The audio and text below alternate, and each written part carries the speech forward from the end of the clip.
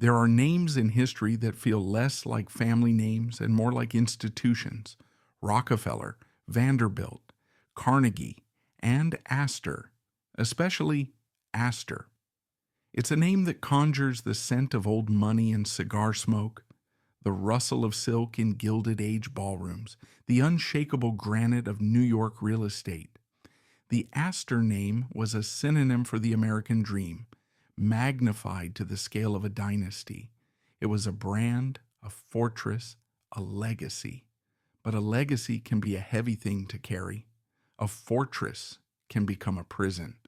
And a brand can demand a blood sacrifice of individuality. We often tell the stories of the men who built these empires, the titans of industry and finance. We speak less often of the women who were born in their shadow, expected to be the beautiful, silent pillars of the dynasty. Most played their part. They married well, produced heirs, and upheld the family's impeccable reputation. But this is the story of a woman who refused. She was born with the Astor name, the Astor fortune, and the Astor curse of public scrutiny. She was a child survivor of one of history's greatest maritime tragedies, a disaster that stole her father and set the course for her entire life. She was an heiress who became an exile, a princess who chose passion over propriety, and a woman who waged a quiet, lifelong war against the gilded cage she was born into. This is the story of Ava Alice Muriel Astor, the forgotten Astor, the one who dared to live, love, and suffer on her own terms, no matter the cost. To truly grasp the magnitude of Ava Astor's rebellion, we must first step into the world she was meant to command, a world that now seems as distant and fantastical as a fairy tale. This was New York at the turn of the 20th century, the glittering, brutal peak of the Gilded Age.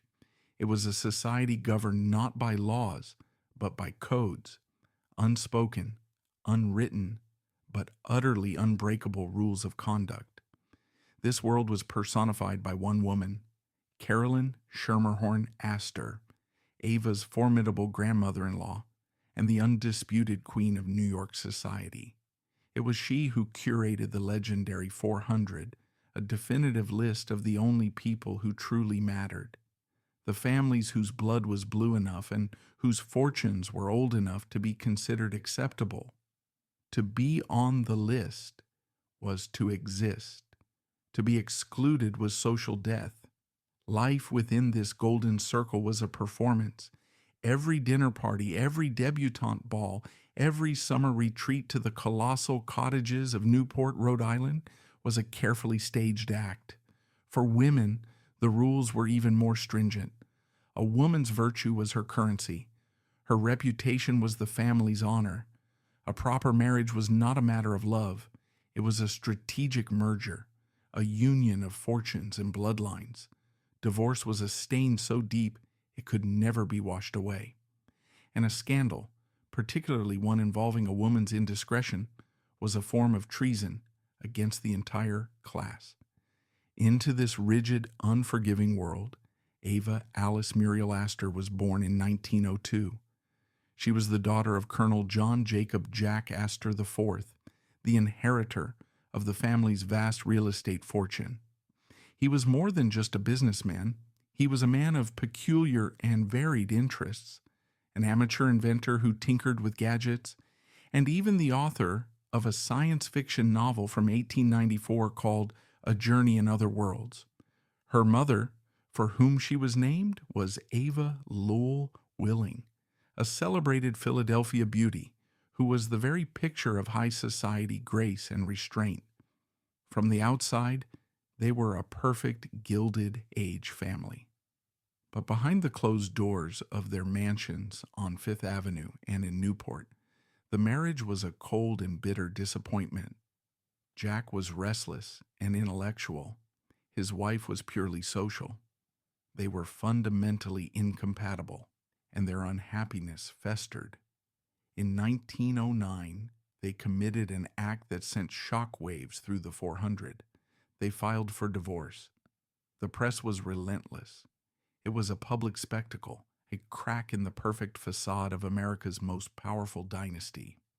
For young Ava, just 7 years old, and her older brother Vincent, it was the first great trauma, the first taste of the public shame that would haunt their family name. But her father was about to create an even bigger scandal.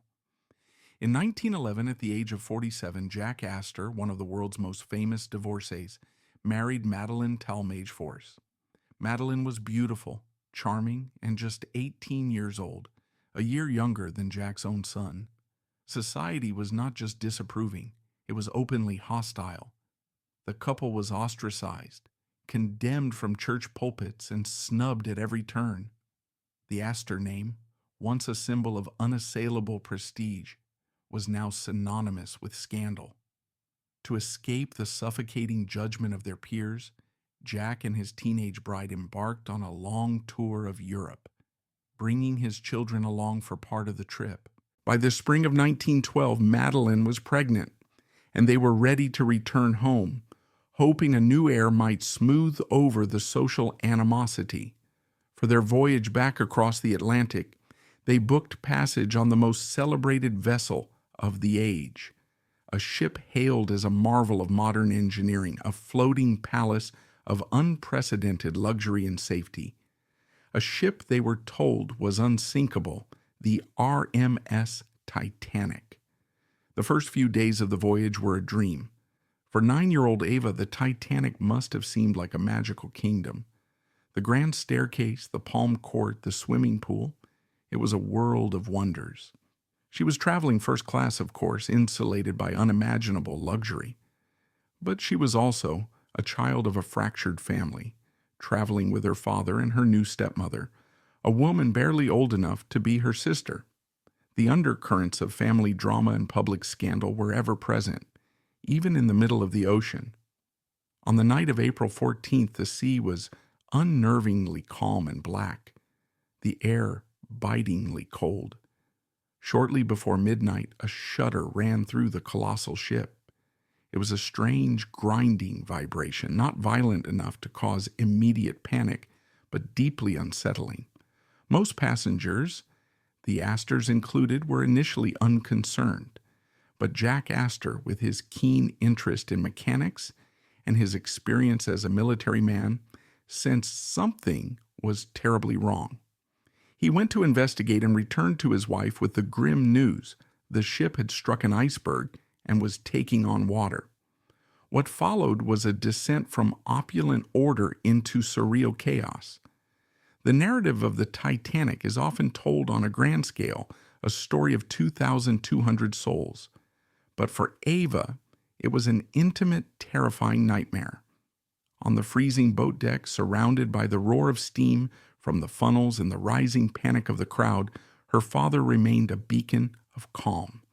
He navigated his family through the throngs of people, ensuring his pregnant wife, Madeline, was wrapped in warm clothes.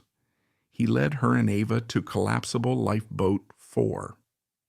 Eyewitness accounts from that night paint a poignant picture of his final moments. He helped Madeline over the rail and into the boat. He then asked Second Officer Charles Lightoller if he and his son Vincent might be allowed to join her, given her delicate condition.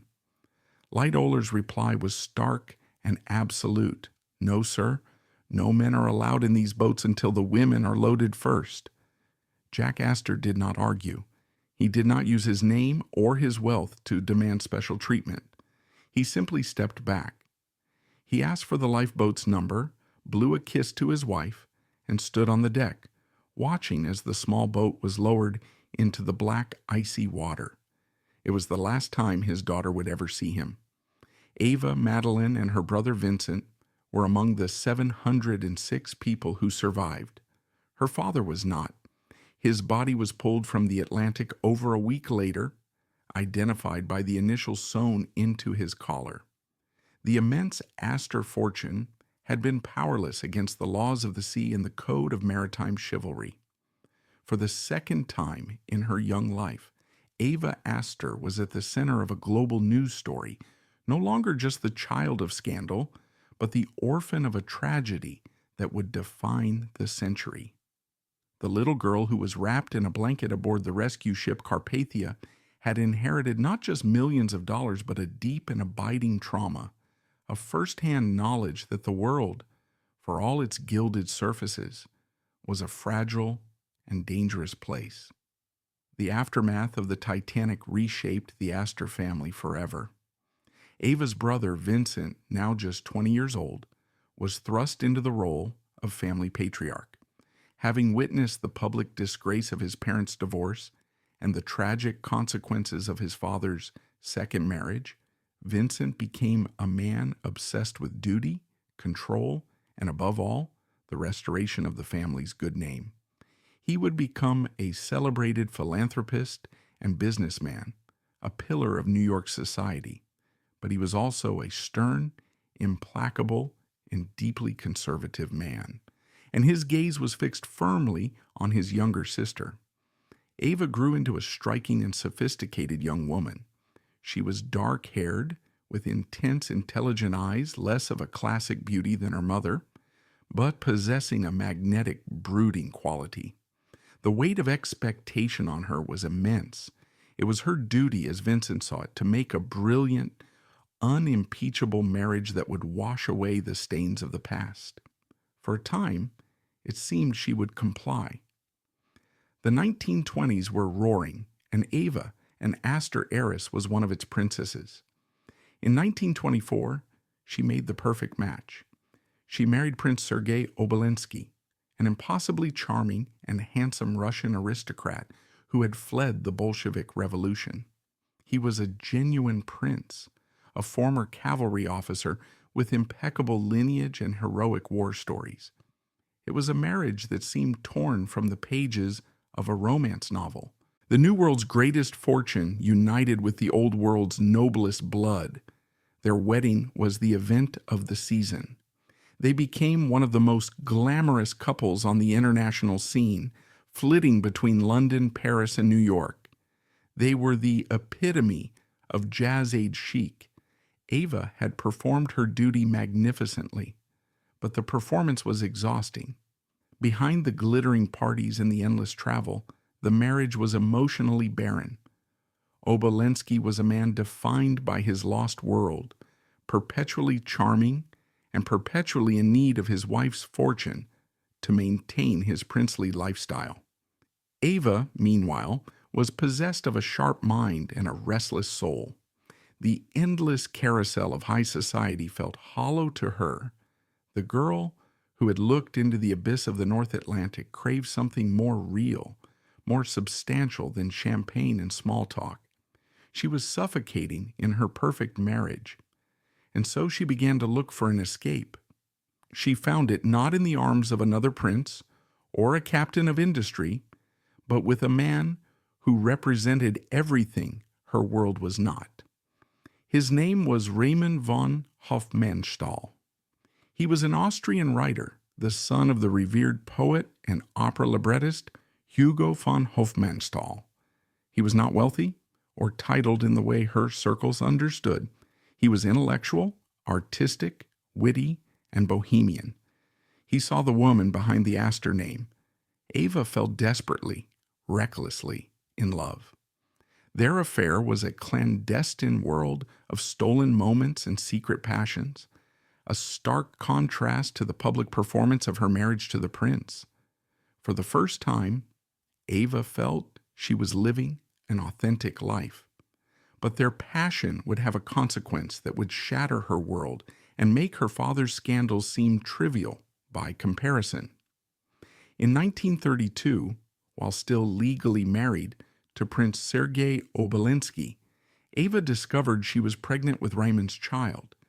In the rigid moral universe of the 1930s, high society, there was no greater sin.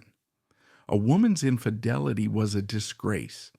A child born of that infidelity was an unspeakable, unforgivable transgression. It was an assault on the very foundations of their world, on lineage, inheritance, and the sacred institution of the family name. Ava knew she was standing on the precipice of social ruin. She moved quickly, divorcing Prince Obolensky in a rush. The following year, 1933, she married Raimun. But the timeline was damning. The secret of her daughter's conception was impossible to hide. The scandal exploded. It was whispered about in every club, every drawing room, every Newport mansion. Ava Astor, daughter of the great John Jacob Astor IV, survivor of the Titanic, had become a fallen woman. The judgment was not just whispered, it was enacted with cold, calculated precision, and the executioner was her own brother. Vincent Astor, the self-appointed guardian of the family's honor, was mortified and enraged. He saw his sister's actions as the ultimate betrayal, a selfish indulgence that had irrevocably sullied the name he had worked so hard to restore. He had endured the humiliation of their parents' divorce and their father's remarriage. This, to him, was the final unforgivable straw. His retribution was absolute. He used his immense power and influence to formally excommunicate his sister from the world of their birth. He made it known that Ava was no longer welcome in New York society. Doors that had once flown open for her were now slammed shut. Invitations ceased.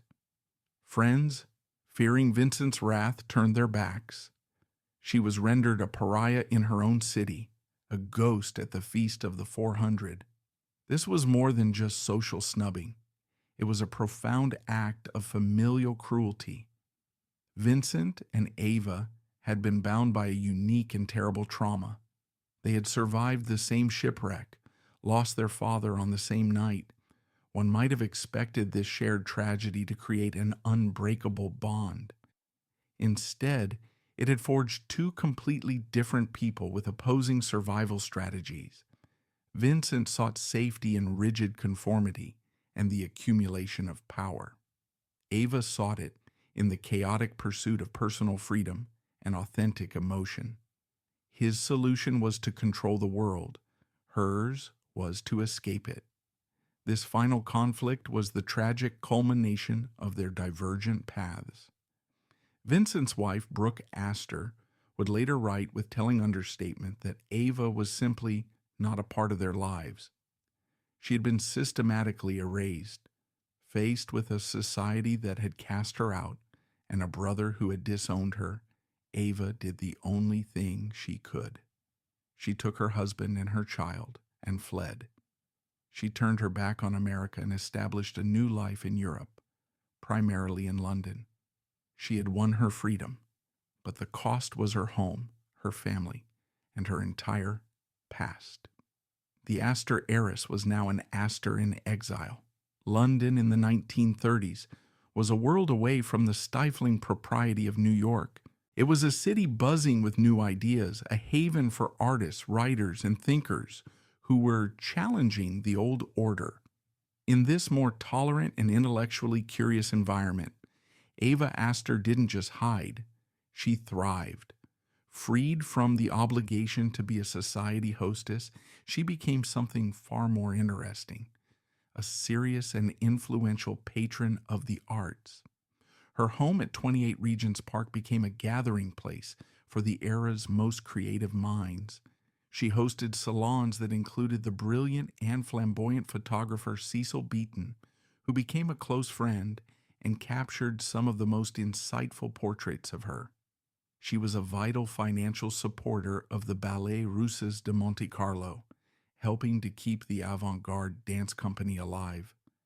She surrounded herself with composers, painters, and writers, finding in their world the substance and meaning that had been so absent from her previous life. In Europe, she was not that scandalous Astor girl. She was admired for her intelligence, her sharp, cynical wit, and her genuine passion for art.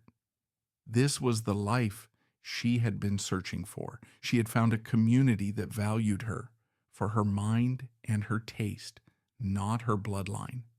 It was during this period that she was quoted as saying, "I'm not a bit interested in my ancestors. I'm the end of the line." This sentiment captures the essence of her identity. She was actively severing ties with the past, attempting to create a self that was entirely her own. Yet, even this hard-won happiness proved to be fragile. Her great love affair with Raymond von Hofmannsthal, the relationship for which she had sacrificed everything, did not last. They divorced in 1939 on the cusp of the Second World War.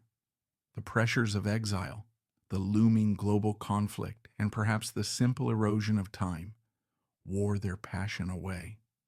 Once again, Ava was adrift. Her life continued to be a restless search for connection.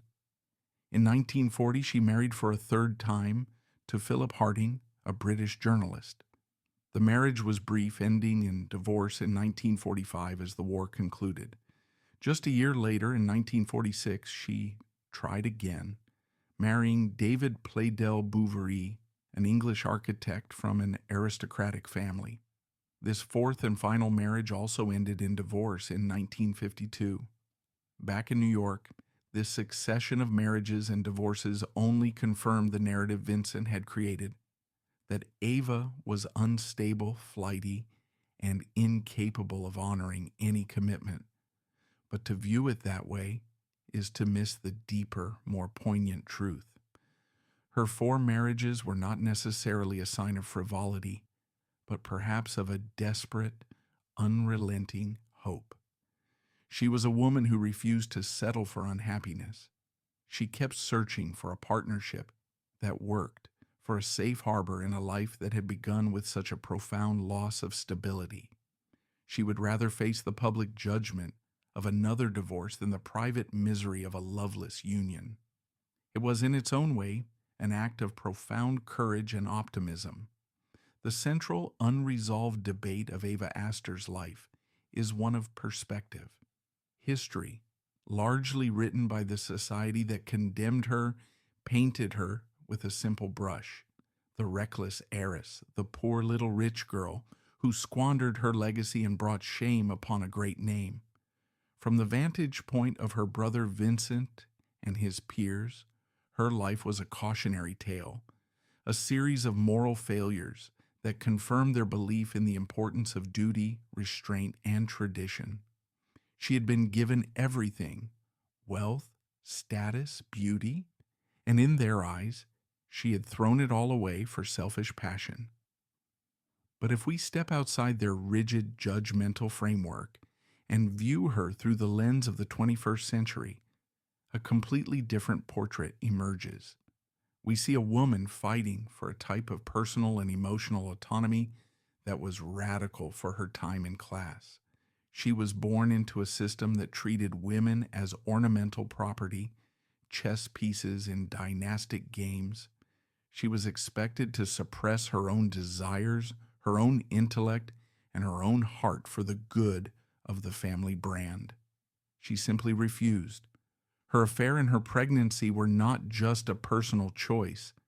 They were a declaration of war on the hypocrisy of her class, a world where powerful men often kept mistresses in secret while demanding absolute purity from their wives.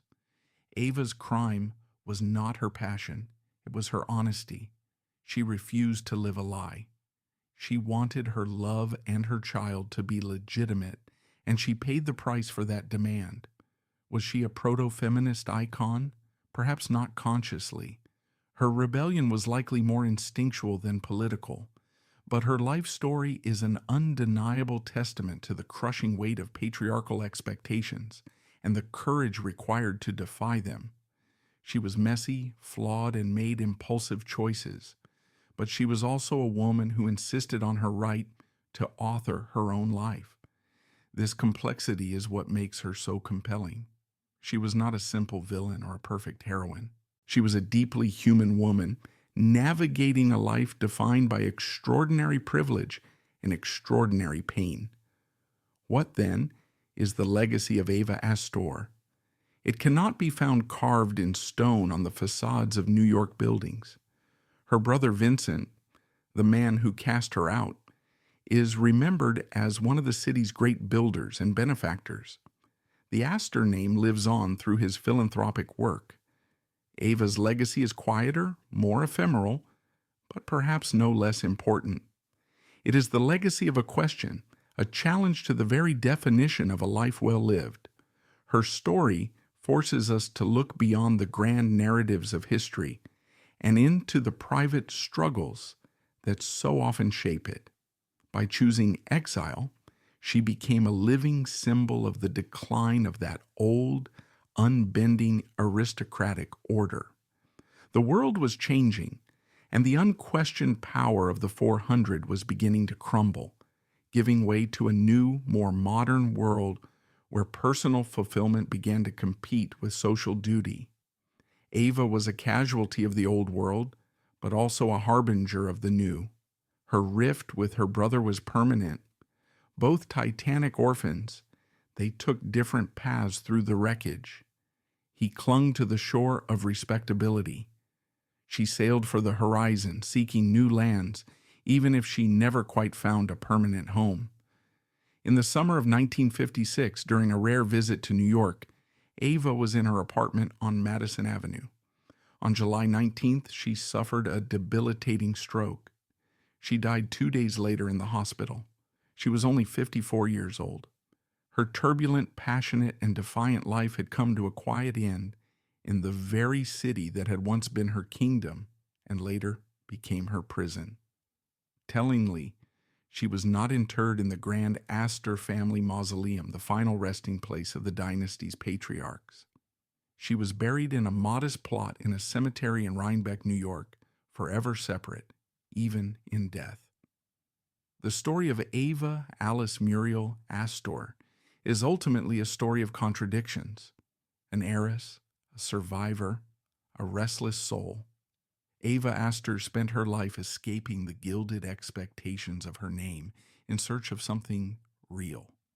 Her life serves as a powerful and poignant reminder that a name can be both a passport and a prison, that great wealth can buy freedom from many things, but not from human sorrow or the universal need for love and acceptance. She chose a difficult path, one of scandal, exile, and constant searching. Many would call her life a tragedy, but perhaps in her refusal to be anything other than her own complicated, passionate self, there was a kind of profound, if costly, victory. While the men of her family built an empire of property and power, Ava Astor built a life. It was not a perfect life, nor an easy one, but it was hers. And in remembering her, we remember the human heart that beats beneath the cold, gilded surface of history, forever rebellious and forever free.